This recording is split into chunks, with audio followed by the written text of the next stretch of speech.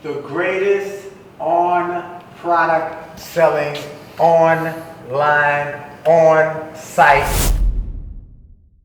Hey guys, we are sitting here with a couple Hall of Famers, champions, and champions on and off the ring, in the stage, off the stage, actual boxing, Hall of Famer. I don't even know what to say. Well, I'm Dr. Willie Jolley, host of the Willie Jolley Show on Sirius XM Radio and author of the book, A Setback is a Setup for a Comeback. Turn setbacks into greenbacks, an attitude of excellence. It only takes a minute to change your life.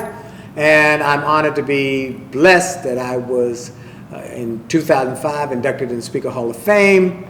2013, named a legend of the speaking industry. And last week, I was honored to get the highest award in the speaking industry, the Cavett Award. And I'm the first African-American man to get that award, so I'm very grateful. And I'm glad to be here with my friend, Sean Bracey, who's making great things happen, and with these illustrious gentlemen who are making incredible things happen in the speaking industry as well as in the academic industry. That's a heck of an accomplishment. Proud of you just here. Thank you. You're welcome. My name is Boyd Melson. I've recently picked up promotion to Lieutenant Colonel. I'm in the Army Reserve. I'm a very proud West Point grad and combat veteran. Thank you. I'm a member of the Great Black Speakers Bureau. This is what you come out looking like when one parent's Louisiana Creole and the other's European Jewish. You look like this, right? So I'm working on a master's right now in psychology, and I boxed professionally. I was on the U.S. national team for a few years. I was the world champion of all the militaries in the world once, and I was team captain of the U.S. world team once, placed 5th in the world, and an alternate for the Olympics. My notoriety came about when I decided to turn professional as a boxer and donate everything I earned in the ring to spinal cord research, because I once fell in love with a young lady who was quadriplegic, and I promised I'd never give up on helping her walk again. So that story shifted into a lot of things. Had me become a mentor at the Steve Harvey Youth Mentorship Camp, ran for United States Congress. I had the honor of having former President Barack Obama's campaign team that ran Pennsylvania for him in 2012, picked me up to run the campaign. I exited my campaign to voluntarily deploy to the Middle East. Done a lot of work with children, received these honors for different things. And I was honored to be nominated by the WBC for an SP. I earned a WBC regional title as a pro. I'm a member of the Great Black Speakers Bureau. I've been able to speak in front of the White House, in Johnson & Johnson, Delta Force, every inner city school in Brooklyn that invited me to come on my own time. I released a spoken word music album 2 Novembers ago. And I'll say what I take a lot of pride in is my ability to articulate so that it invokes thought. And when you're mixed with everything, you look at things very different. Thank you. How do you follow that? My name is Kwesi Millington. I'm the Canadian of the bunch here. I'm from Toronto, Canada, and I served in the RCMP, Royal Canadian Mounted Police. We are the FBI of Canada. If you can imagine the red serge, the red suit, the wide hat, the horse, I was a Mountie. My backstory is very long, but the short story is, listen, I was charged with a crime I didn't commit during my policing career. I ended up losing that career and unfortunately serving time in prison for that. When I came out, I remembered a lesson that my mother taught me once. She said, son, it's never your reality that matters, it's your response. So coming out, I decided, what am I going to do with my life? And I joined an organization called Toastmasters. And I decided, you know what? I'm going to speak to other people. I'm going to speak life into other people. And I've been fortunate enough that I've won awards in Toastmasters. I've made it to the district level. I've won a district championship. And I decided that I'm going to start speaking to young people because I want them to know that it's not what happens to you, it's what you do about it. So I've spoken in schools all over North America. I speak to students about understanding that you can overcome any challenge in your life. And that's what I love to do, that's what I'm inspired to do, and I'm just happy to be here. We're happy to have you. Super glad to have everybody here today. You know, this group is super special. We in Washington, D.C. right now. It's a presidential kind of vibe in here. Oh my goodness. So just to kind of get some background a little bit, say there's a speaker that's starting out, they're just trying to get their business going.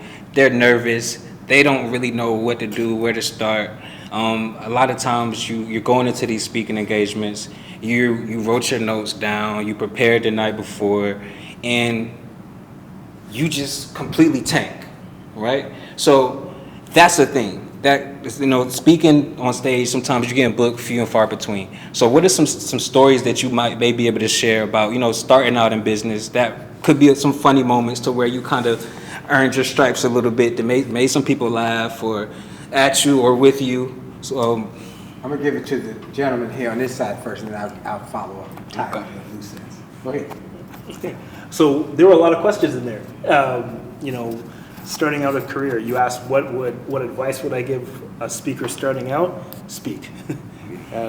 When you get on stage, that's when you figure things out. A lot of times people want to write their speech and they want to get it perfect before they get out there, but a great speech isn't written, it's iterated. You go out there, you deliver it, and when you get out there, you'll get feedback from the crowd, and that's how you make it better. You don't make it better sitting in your office or sitting with a pen and a paper. You get out there and you do it. And don't worry about it being successful or being the best speech you ever given. I haven't given the best speech I've ever given yet. That's the way I look at speaking. So I just say get out there and do it. When I started out, it was trial and error. It was about trying to get out there and do it. And I'm a lot more recent than these other two gentlemen here. I started at the end of 2019, and then the world shut down in 2020. So I started my business, and then the pandemic hit. And one thing as a speaker is that you have to be willing to adjust. And I saw that students especially still needed to be motivated. They still needed some hope in their lives because there was a lot of depression out there. And I also speak to first responders, and there's a lot of backlash against first responders in 2020 as well. And I thought, I can't just wait for the world to open back up to start speaking. So I created a virtual platform, and that's another thing you have to do as a speaker, be willing to adjust. And so that was my experience starting out in speaking.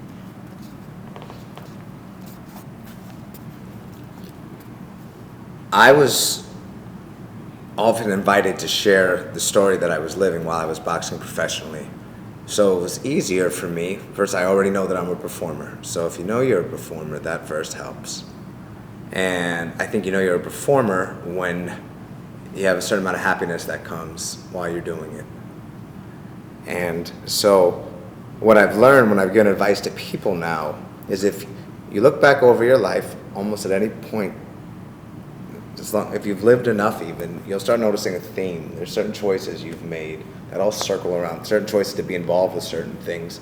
And the theme is usually what you care about. That's just the umbrella. And if you notice when you're talking about what you care about, you're never really delivering a speech. You're just sharing with people what you care about.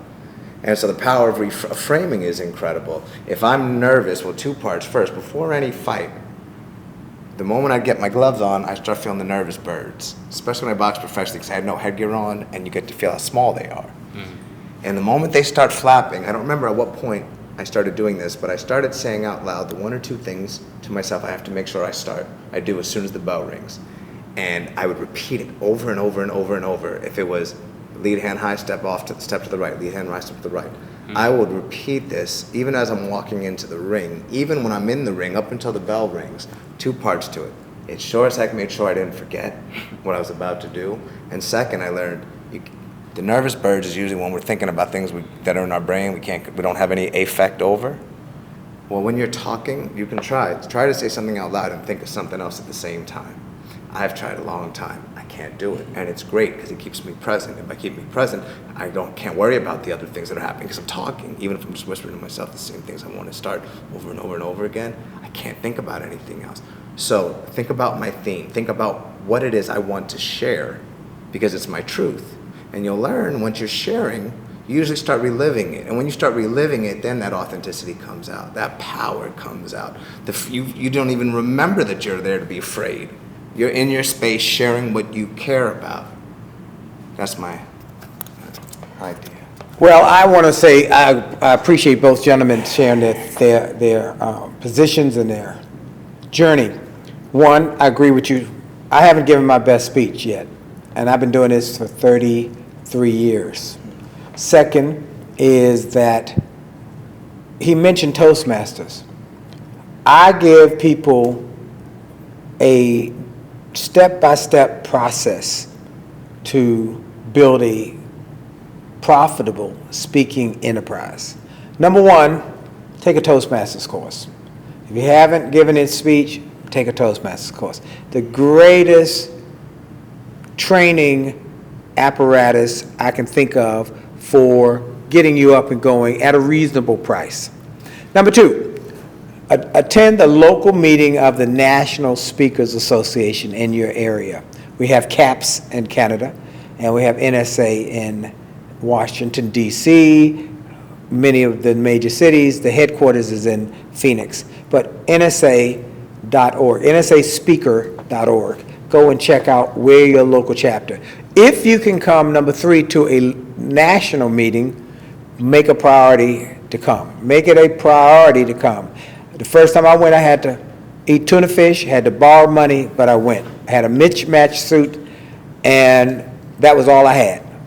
But I went, and it changed my life. Number three is get a book called Speak and Grow Rich. We all know about Think and Grow Rich. But Speak and Grow Rich, it was written back in the 60s. And some of the stuff in there is outdated. It doesn't work like it anymore. But the principles work. Number four, go to a website called youcanspeaknow.com. canspeaknow.com. At that site is a video training that I did because I got teed off because I was with Les Brown. We were together in Los Angeles one day. He said, Willie, do you know there are people charging new speakers $40,000 and $50,000 to get started? He said, that's unbelievable. I said, that is terrible. And I said, what I'm going to do is I'm going to give speakers what I could have afforded when I started. The same thing these folks are charging $40,000, $50,000. I had $200 to my name. I came back to D.C., had my staff put out an email. I told people, if you want to learn how to build a speaking business from ground zero, speaking basics, the basics for come to my office on such and such a date. We're going to have this program. It's going to be a 3-hour, 4-hour program. I can't remember. It was a half day. They came. I charged them $200. And then we recorded it. And now people can get the same information for $200 that others are charging $40, $50. One lady called me a couple weeks ago, said someone was charging her $100,000. She would have had to take out a loan. I said, no, let me help you for $200. The same thing I'm going to tell you what to do. Last thing is this, speak.